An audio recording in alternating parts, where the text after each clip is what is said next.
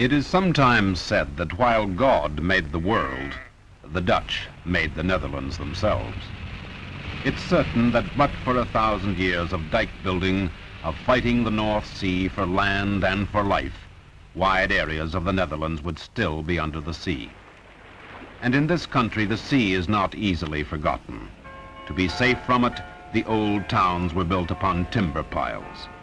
The city foundations hedge the canals and rivers that carry off the water to the sea.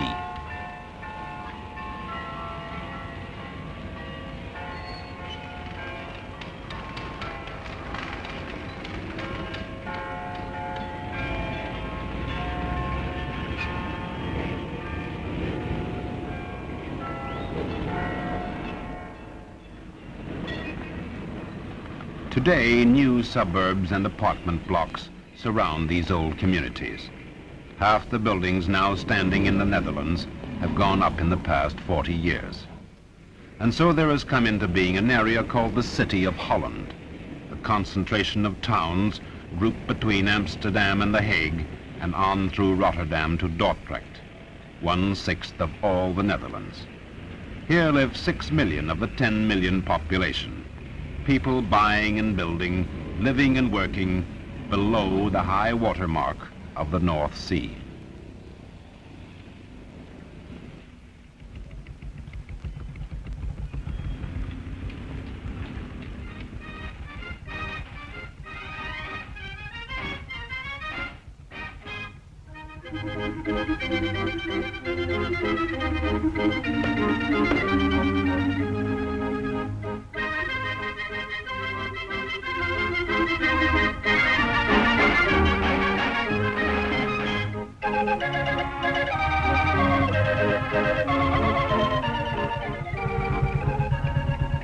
The streamlined water bus still uses the old canals lined with houses made famous throughout the world by the magnificent paintings of the Dutch masters.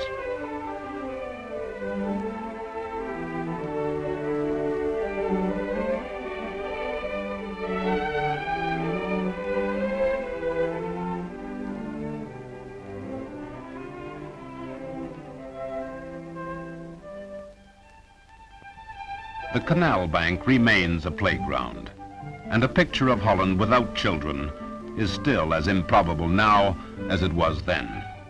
It is for these new generations, for a population that is increasing faster than any other in Europe, that so many new homes are being built.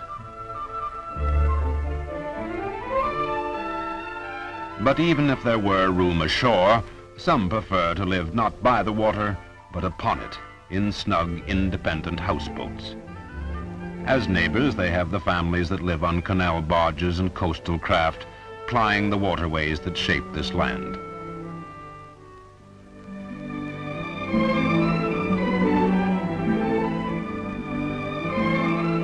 The 11 provinces of the Netherlands are grouped around 3 of Europe's major rivers: the Rhine, the Maas, and the Scheldt, linking the country with its neighbors in Belgium and Germany. Within the Atlantic community, the Netherlands holds a unique position across the entrance to northeastern Europe. Along a narrow 50-mile strip of coast, these great rivers pass through the wharves and docks of Dutch ports to meet the sea.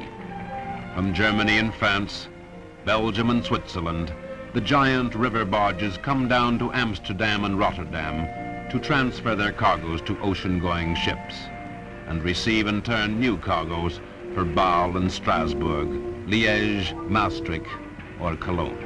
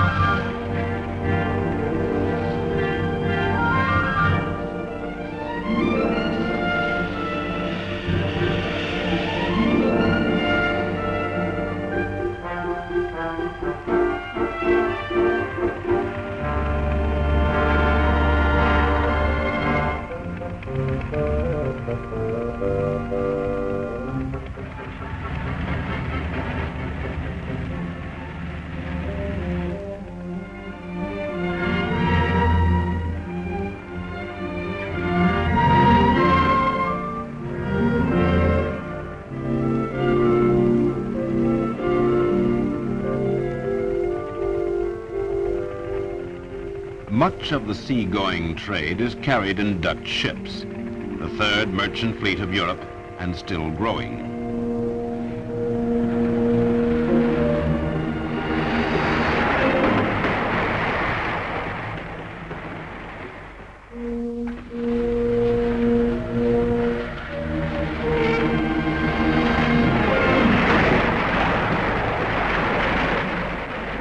Coastal freighter a month is the rhythm of the smaller yards, also kept busy building and repairing trawlers and drifters for the fishing industry.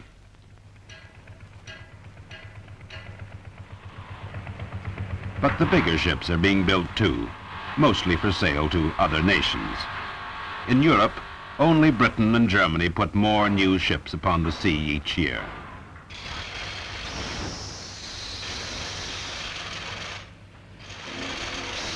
This is the business of earning a nation's living. But some of the yards are busy with defense orders too. Brand new cruisers have been added to the fleet that secures some of the most crowded waters in the world. And the Royal Netherlands Navy also supports amphibious marine forces that can move rapidly along rivers and coastline to reinforce any of the 5 regular land divisions.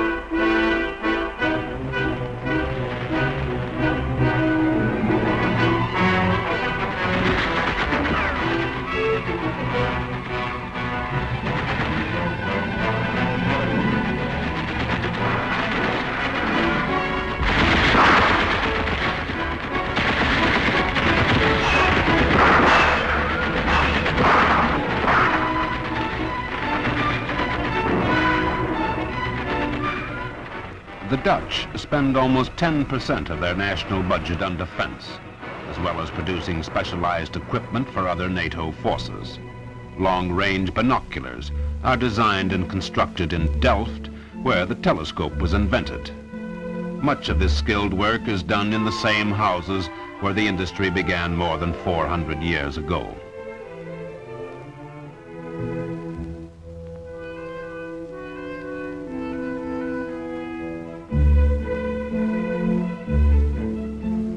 In nearby Leiden was devised the first microscope, developed over centuries of practice and perfection into the latest large-screen electronic models.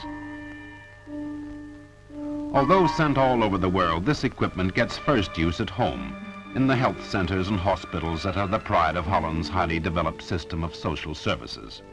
In this factory clinic, the worker is examined under the machine he himself builds in a neighboring workshop. 1/10 of all Dutch exports are sent out from this single radio and electrical center at Eindhoven. It employs local craftsmen as well as Belgians who come to work each day from across the border. Associated with Belgians and Luxembourgers in the Benelux Union, the Dutch see this idea of economic cooperation as the model for an Atlantic community in which trade and travel should be freed of national restrictions. Planning for the future is implicit in most of Dutch life. Applied to youth, it means thorough training for the job, even to showing a boy miner how as a man he may best enjoy his leisure.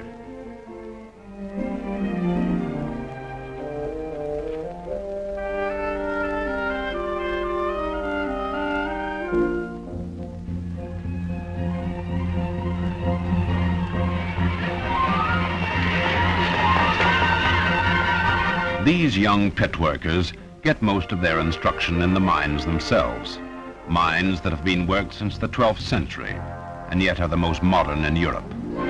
Here, production costs are lower than in any of the 6 countries of the coal and steel community. Netherlands coal is now more than heat and light. Coking releases a range of chemical byproducts on which have been founded completely new industries. fertilizers for farms, paints for those trim interiors, and nylon fibers to dress the modern woman.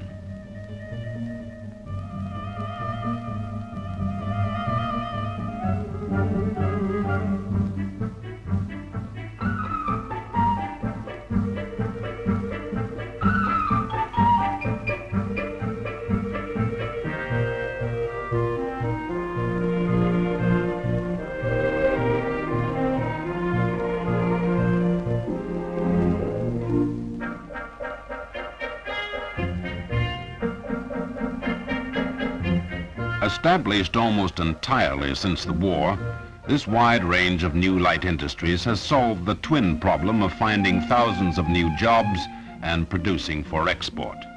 But many of these new consumer goods stay at home. They sell within the Netherlands because more people are demanding more goods. 1.5 million more people than in 1938, and still another 2 million expected by 1970. This in the country that is already the most densely populated in Europe and probably in the world.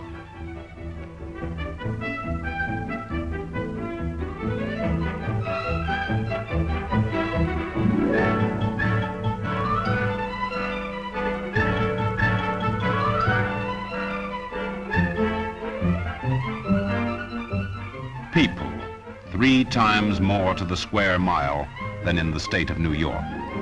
People competing for jobs and homes and goods, but almost always with the family and family life as the basic pattern of their effort.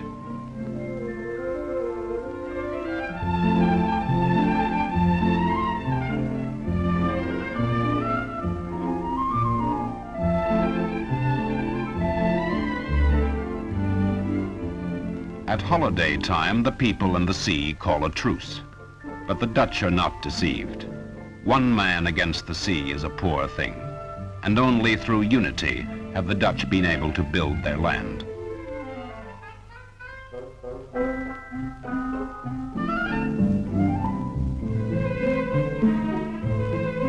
This nation has achieved unity in preservation of the present, and fully intends to realize the promise of its future. The focal point of this nation's family unity is a queen, Queen Juliana of the Netherlands, at home on the occasion of the royal birthday, at home with her family to a nation of families, meeting her people with an absence of formality that many a chief of state might envy. But formality can be assumed too when occasion warrants. The occasion is the royal opening of Parliament, a parliament distinguished by its magnificent record of concern for the good of the nation, with politics a rather bad second. In de herinnering voortleven als het jaar van de watersnood, die zoveel leed bracht.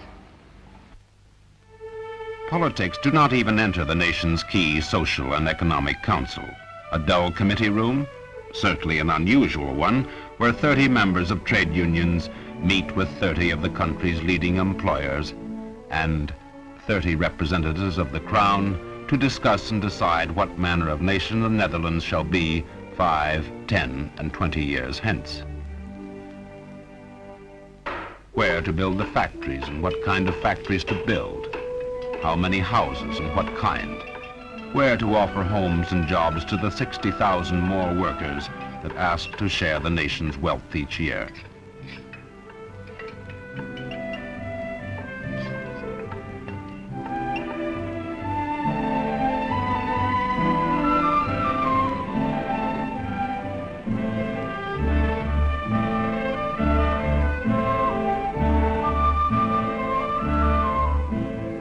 Only by building factories and homes can the nation's wealth be increased.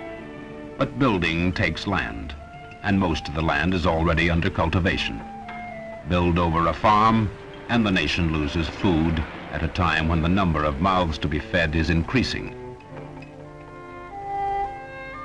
And the farms are precious, for they yield far above the average of European farms. They feed the people and sell a rich surplus to other nations.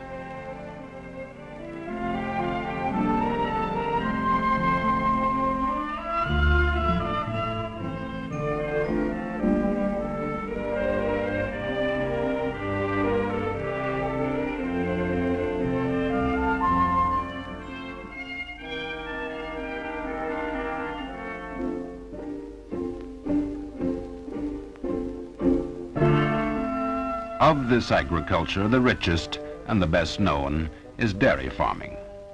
High quality milk and full cream butter, much of it for sale abroad.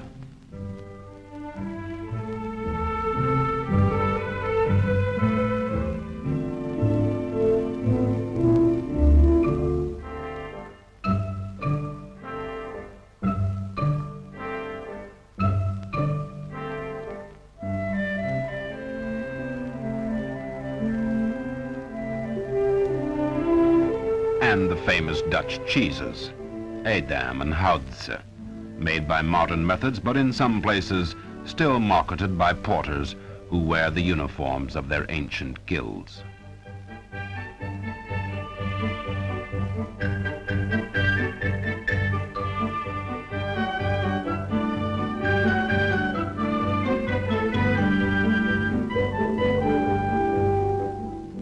To yield still more, some of the farms have vanished under glass. Intensive cultivation of out-of-season crops for the European markets.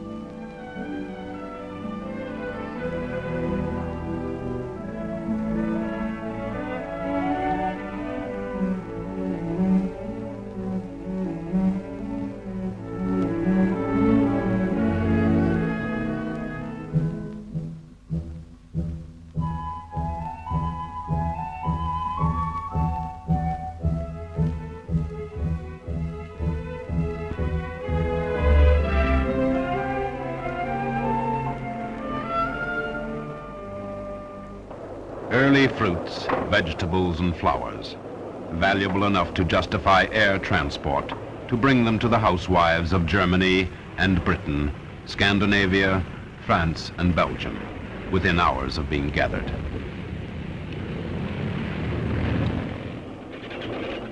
The Netherlands plays a full part in the economic life of the Atlantic community. Of that alliance, she is both a symbol and a promise.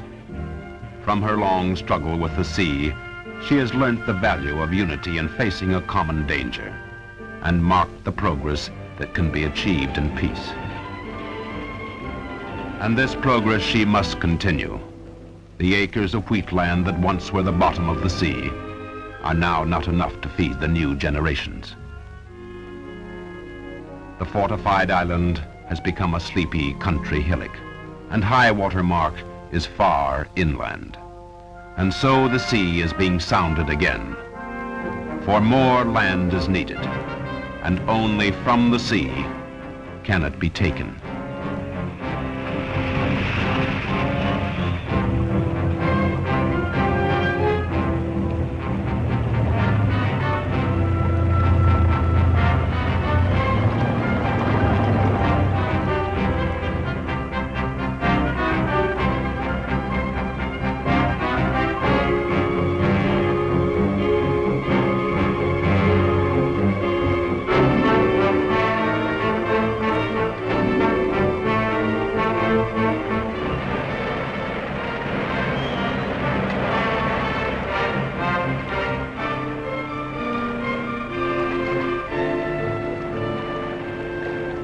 Given time, given peace, these people will continue their never-ending task of making the Netherlands.